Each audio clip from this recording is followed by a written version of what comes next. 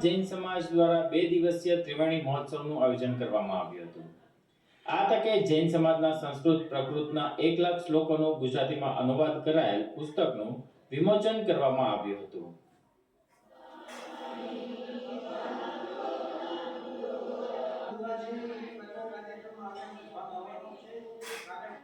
બાદમાં દીપસાગર.org વેબસાઇટને લોન્ચ કરવામાં આવી હતી.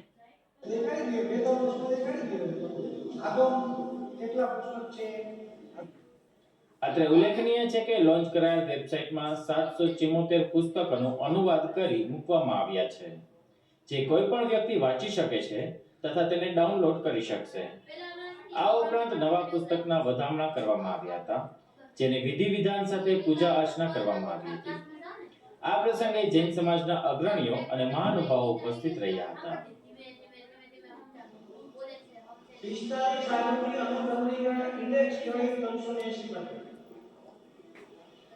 એવી રીતે બીજી ઇન્ડેક્સ બનાવી જેની અંદર 46 ભાગ એક એક આગળની ઇન્ડેક્સ ટીકા સહિતની ઇન્ડેક્સ એવી રીતે 45 આગળ છે.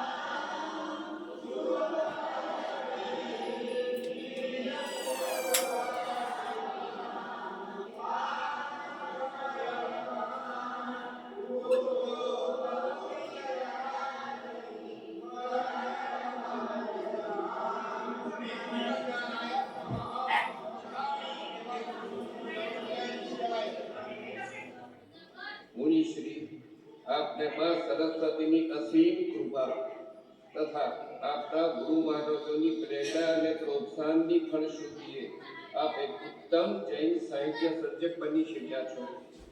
जैन तत्वज्ञान अणमोल परिशीलन तत्वज्ञान आध्यात्मिक हार्द पामी शक्या छो.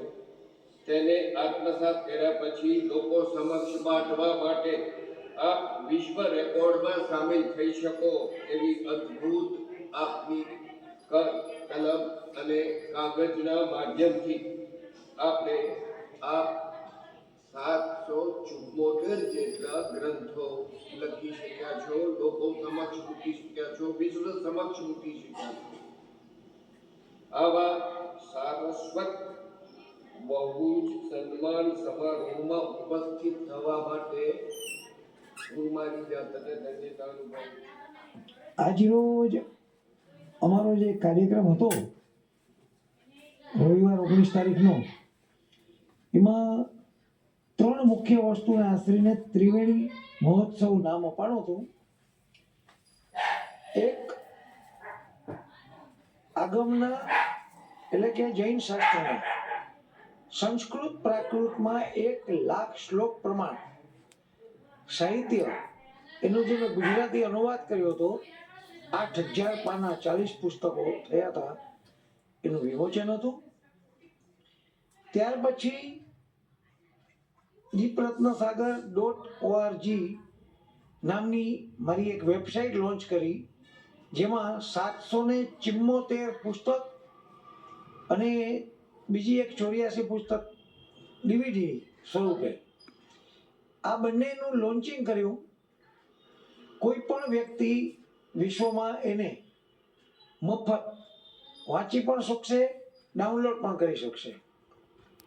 અને ત્રીજો કાર્યક્રમ હતો એ આજ સવારથી એટલે કે આવતીકાલ 20 તારીખથી હું હવે નવું જે કાર્ય કરવા જઈ રહ્યો છું ભગીરથ, એના વિશે વધામણા હતા.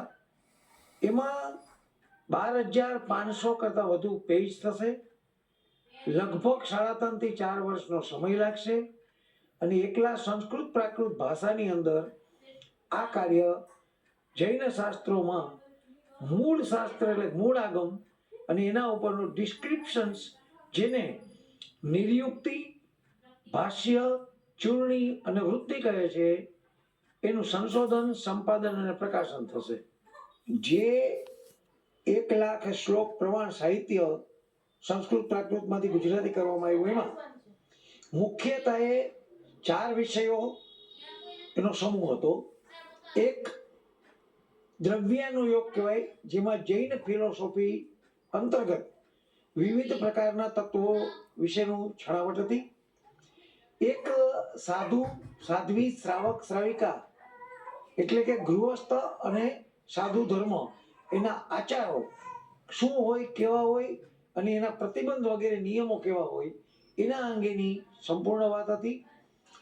પછી ધર્મ કથાનો યોગ 3જા નંબરે. એમાં આપણે ટીચિંગ અને પ્રીચિંગ કરવા માટે જે કથાઓનો સહારો લેવો પડે એ ઘણી બધી કથાઓ, એ કથાઓનો આખો સમૂહ પણ છૂટો છવાયો, એક જ જગ્યાએ બધી કથા નહીં, એ પણ હતું. અને ગણિતાનો યોગ, આજના યુગમાં આપણે માનીએ છીએ કે શૂન્ય એની શોધ ફલાણાએ કરી કે વર્ગમૂળ, ઘનમૂળ વગેરે વાતો હવે નવી આવી એવું કંઈ જ નથી. એ શાસ્ત્રોમાં એ ગણિતાનો યોગ પણ સમગ્રપણે સમાયેલો હતો.